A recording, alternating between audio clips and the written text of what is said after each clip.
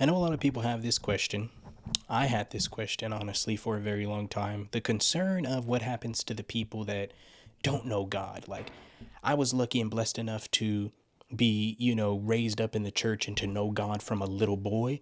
But what about those people that don't know God? What about those people who are raised in different religions and different type of households that didn't introduce them to God? And me being a believer of only one God, what happens to those people? Are they just going to automatically go to hell? Well, this gentleman here, this clip that I ran across, explains it very well.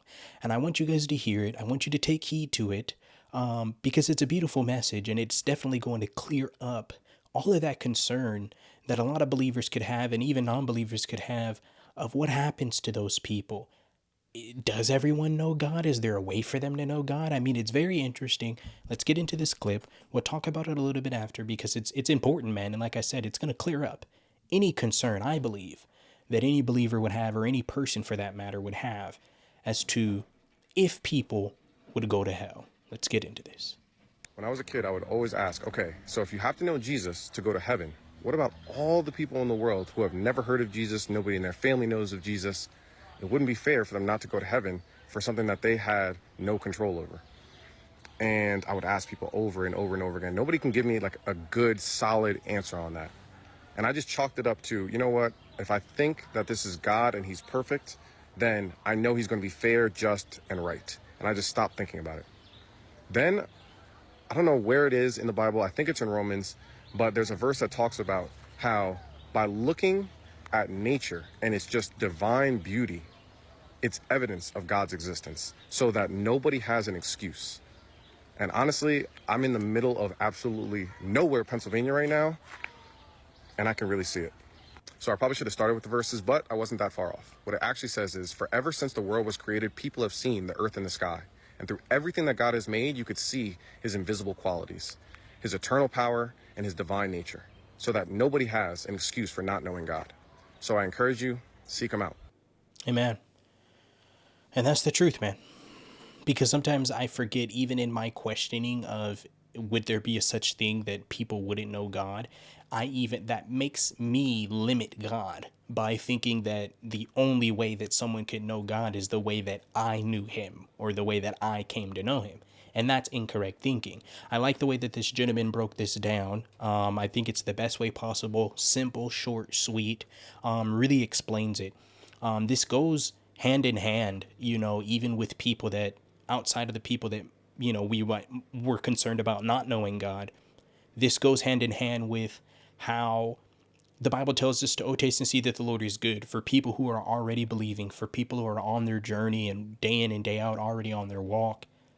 It's interesting because it can get challenging. It can get disheartening. There can be doubt along that way. I know we're called to be faithful and I know we're supposed to have faith, but we could be honest. There's some times in that faith walk and in that journey that we get doubtful. That's why we have to pray to God, hey, help our unbelief. But back on this, it's interesting because even as a believer, when things get tough, you have to look around to see the goodness of God. A lot of us get tunnel visioned, and this has happened to me before, where you'll become so tunnel visioned with your own issue and your own problem that you forget to realize that there's so much goodness already happening around you. And if you did realize that, chances are you probably wouldn't be coming to God complaining about what you're complaining about. I hope that makes sense. Bible says, oh, taste and see that the Lord is good. I have to look around with intent. That's why Bible is so heavy on seeking, because we have to look around with intent to see the goodness of God in our life. A lot of people are looking for, and I've been a victim of this too, a lot of people are looking for this big osmosis, hole in the ceiling, blessing drops down with this illuminated light around it and it's floating in this golden box because we've watched too much cartoons.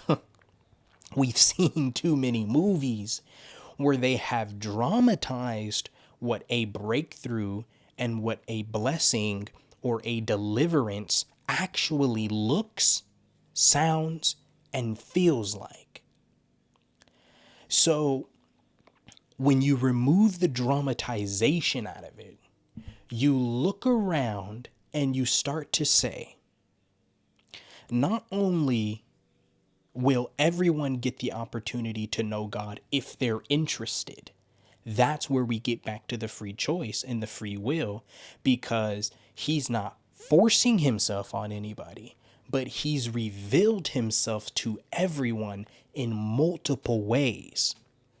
So if we're willing to open and see that, and if we're willing to accept that, then we can get to know him. This is why I do not like when people bicker and fight back and forth about people's individual walks with Christ. Now, I'm not saying we're allowed to just be out here doing anything and everything with no consequences, no care or concern. Absolutely not. But we have to understand that since none of us are without sin, and this is a journey of getting closer to Christ. And the closer you get to Christ, the farther from sin you are. Now, since if we have that understanding, we have to realize that each person is going to be at a different level in their walk with Christ. So just because you and I may have overcome something, may no longer be dealing with something, that does not mean that other people will not be dealing with that. So rather, instead of judging, we can look around and say, hey, God, instead of me gloating in my own works, and patting my own self on the back saying, look at me now and look how good I am now, and I used to be like that and I'm not, and I'm going to judge those people. No, let me look around and see the goodness of God in my life and see that, wow, I used to be right there. I used to be in that place. And when I was in that place, I was lost. And I remembered what it felt like to be in that place. I thought it was good. I thought everything was all right. But now that I've looked and seen the goodness of God, of him taking me out of that place, I can now see that I can be a vessel to then help them. See, then our prayers change when we realize that, bro, this isn't a members only club. This isn't, just one group of holy sanctified people and no one else is able to get in. You can see the beauty of God everywhere in your life if you're open to seeing it. If you're really wanting to see God, he will reveal himself to you. But people are looking for, like I said, once again, that dramatized cartoon and movie aspect. People are looking for a long-haired, white-robed Jewish guy in russet sandals to come down floating with white angels flapping wings behind him. That's what people are looking for when it's like, oh, if God, if you're real, show me you exist. And people are like, well, I didn't see that, so I don't know what you guys are seeing. You have to look around because none of the things in the world happened on their own. We are not here by mistake. We are not here by osmosis. We are not here by evolution. We are not here by Big Bang. We have a creator. The world has a creator. And it is not a man that we see here today roaming the earth like some construction man. The world has a creator, and that's God. And everybody will get the opportunity to know him if they want to know him. Just like anything else, man, in life. We walk through life every day. People go to the store, gas station, malls, they shop, vacations, anything, man. You see hundreds of people in a day's time, possibly. And out of all those people we see, if we desire to truly get to know them, we will do what it takes to get to know them. Am I right? Same things apply when it comes to faith. Same thing applies when it comes to Christ, man, when it comes to God. If you really want to get to know him and you don't know him right now, or you feel like you know him, but you don't know him in the way that you would really, really desire to know him, all you have to do is make the choice and say, hey, God, I want to get to know you more. And that is exactly what I'm going to do, is get to know you more. Beautiful testimony from that gentleman, man. Look around, open your eyes. Oh, taste and see that the Lord is good. He's all around us, man. Never leaving us. Never forsaking us. That's all I got for you guys on this one, man. I appreciate it if you stayed all the way to the end. To the next one, guys. I'm out.